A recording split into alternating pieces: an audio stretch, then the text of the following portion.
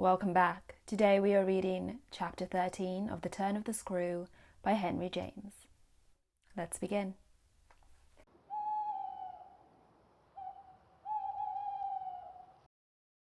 The Turn of the Screw, Chapter 13. It was all very well to join them, but speaking to them proved quite as much as ever an effort beyond my strength, offered in close quarters difficulties as insurmountable as before.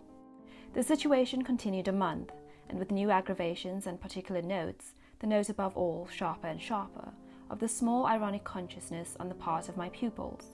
It was not, I am as sure today as I was sure then, my mere infernal imagination.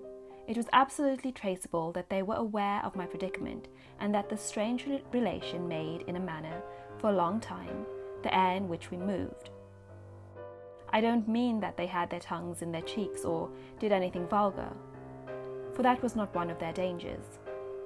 I do mean, on the other hand, that the element of the unnamed and untouched became between us greater than any other, and that so much avoidance could not have been so successfully effected without a great deal of tacit arrangement. It was as if, at moments, we were perpetually coming into sight of subjects before which we must stop short, turning suddenly out of alleys that we perceived to be blind, closing with a little bang that made us look at each other. For like all bangs, it was something louder than we had intended, the doors we had indiscreetly opened. All roads lead to Rome, and there were times when it might have struck us that almost every branch of study or subject of conversation skirted forbidden ground. Forbidden ground was the question of the return of the dead in general, and of whatever in especial might survive in memory of the friends little children had lost. There were days when I could have sworn that one of them had, with a small invisible nudge, said to the other, "She thinks she'll do it this time, but she won't." To do it would have been to indulge, for instance, and for once in a way, in some direct reference to the lady who had prepared them for my discipline. They had a delightful endless appetite for passages in my own history, to which I had again and again treated them. They were in possession of everything that had ever happened to me, had with every circumstance the story of my smallest adventures, and of those of my brothers and sisters, and of the cat and the dog at home, as well as many particulars of the eccentric nature of my father, of the furniture and arrangement of our house, and the conversation of the old women of our village. There were things enough, taken one with another, to chatter about, if one went very fast and knew by instinct when to go round. They pulled with an art of their own the strings of my invention and my memory, and nothing else perhaps, when I thought of such occasions afterward, gave me so the suspicion of being watched from under cover. It was in any case over my life, my past, and my friends alone, that we could take anything like our ease, a state of affairs that led them sometimes without the least pertinence to break out into sociable reminders. I was invited, with no visible connection, to repeat afresh Goody Gosling's celebrated mot, or to confirm the details already supplied as to the cleverness of the vicarage pony. It was partly at such junctures as these, and partly at quite different ones, that, with the turn my matters had now taken, my predicament, as I have called it, grew most sensible. The fact that the days passed for me without another encounter ought, it would have appeared, to have done something towards soothing my nerves. Since the light brush that second night on the upper landing of the presence of a woman at the foot of the stair, I had seen nothing, whether in or out of the house, that one had better not have seen. There were many a corner round which I expected to come upon Quint, and many a situation that, in a merely sinister way, would have favoured the appearance of Miss Jessel. The summer had turned, the summer had gone, the autumn had dropped upon Bly and had blown out half our lights. The place, with its grey sky and withered garlands, its bared spaces and scattered dead leaves, was like a theatre after the performance, all strewn with crumpled playbills. There were exactly states of the air, conditions of sound and of stillness, unspeakable impressions of the kind of ministering moment that brought back to me, long enough to catch it, the feeling of the medium in which, that June evening out of doors, I had had my first sight of Quint, and in which too, at those other instants, I had, after seeing him through the window, looked for him in vain in the circle of shrubbery.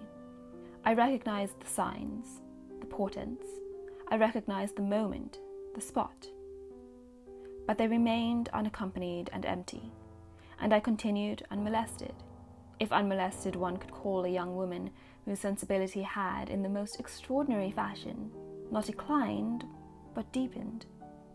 I had said in my talk with Mrs. Gross on that horrid scene of Flora's by the lake, and had perplexed her by so saying, that it would from that moment distress me much more to lose my power than to keep it. I had then expressed what was vividly in my mind, the truth that, whether the children really saw or not, since that is it was not yet definitely proved, I greatly preferred, as a safeguard, the fullness of my own exposure. I was ready to know the very worst that was to be known. What I had then had an ugly glimpse of was that my eyes might be sealed just while theirs were most opened. Well, my eyes were sealed, it appeared at present, a consummation for which it seemed blasphemous not to thank God.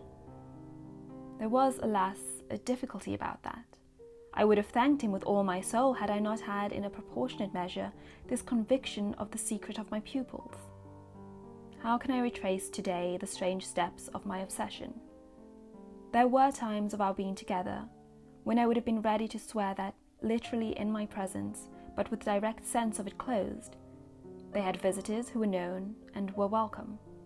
Then it was that, had I not been deterred by the very chance that such an injury might prove greater than the injury to be averted, my exultation would have broken out. They're here, you little wretches, I would have cried, and you can't deny it now. The little wretches denied it with all the added volume of their sociability and their tenderness, in just the crystal depths of which, like the flash of a fish in a stream, the mockery of their advantage peeped up. The shock, in truth, had sunk into me still deeper than I knew on the night when, looking out to see either Quint or Miss Jessel under the stars, I had beheld the boy over whose rest I watched, and who had immediately brought in with him, had straightway there turned it on me, the lovely upward look with which, from the battlements above me, the hideous apparition of Quint had played. If it was a question of a scare, my discovery on this occasion had scared me more than any other, and it was in the condition of nerves produced by it that I made my actual inductions. They harassed me so that sometimes, at odd moments, I shut myself up audibly to rehearse. It was at once a fantastic relief and a renewed despair, the manner in which I might come to the point. I approached it from one side and the other, while, in my room, I flung myself about, but I always broke down in the monstrous utterance of names.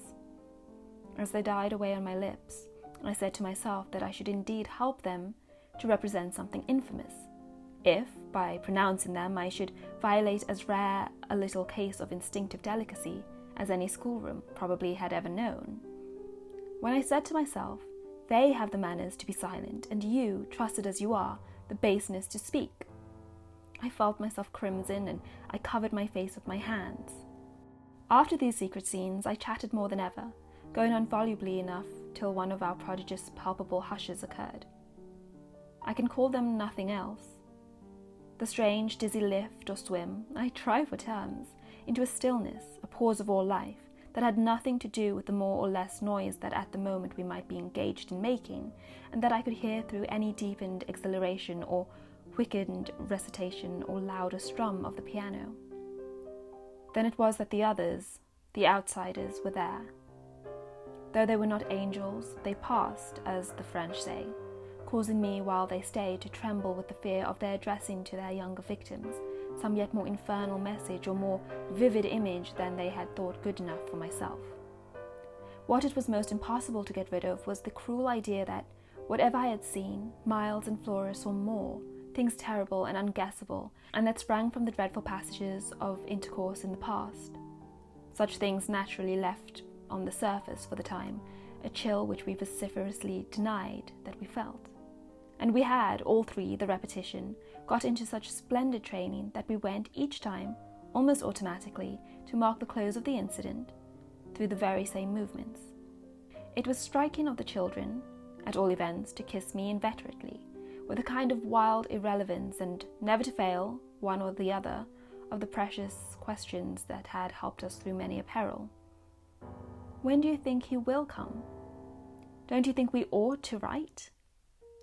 There was nothing like that inquiry, we found by experience, for carrying off an awkwardness. He, of course, was their uncle in Harley Street, and we lived in much profusion of theory that he might at any moment arrive and mingle in our circle. It was impossible to have given less encouragement than he had done to such a doctrine. But if we had not had the doctrine to fall back upon, we should have deprived each other of some of our finest exhibitions. He never wrote to them. That may have been selfish, but it was part of the flattery of his trust of me, for the way in which a man pays his highest tribute to a woman is apt to be but by the more festal celebration of one of the sacred laws of his comfort, and I held that I carried out the spirit of the pledge given not to appeal to him when I let my charges understand that their own letters were but charming literary exercises. They were too beautiful to be posted. I kept them myself. I have them all to this hour. This was a rule, indeed, which only added to the satiric effect of my being plied with the supposition that he might at any moment be among us. It was exactly as if my charges knew how, almost more awkward than anything else, that might be for me. There appears to me, moreover, as I look back, no note in all this more extraordinary than the mere fact that, in spite of my tension and of their triumph, I never lost patience with them. Adorable they must in truth have been, I now reflect, that I didn't in these days hate them.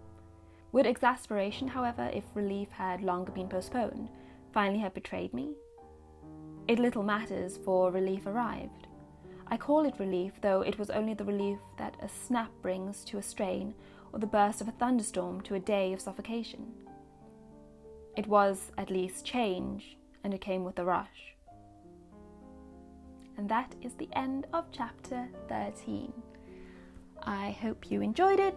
Please like the video and subscribe to this channel, and tomorrow chapter 14 will be out, and I will see you then.